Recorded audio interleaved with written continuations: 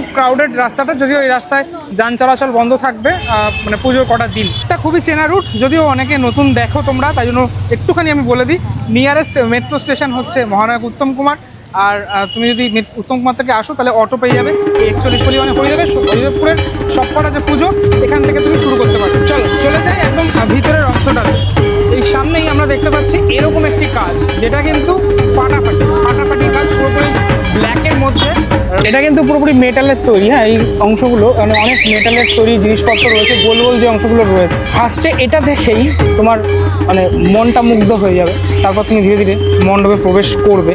এই মণ্ডপে অনেক এরকম ছোট ছোট পুতুল আমরা দেখতে পাচ্ছি, আর এটার পিছনেই রয়েছে বিশাল বড় ঘড়ি। সে ঘড়ির কাঁটাও রয়েছে এখানে দেখা যাচ্ছে। এখানে এরকম ছোট বড় অনেক যে পুতুল, সে পুতুলগুলো রয়েছে, যার রূপগুলো এক একটা এক এক রকমের। এগুলো মুভ হবে, তুমি দেখলেই বুঝতে পারছো।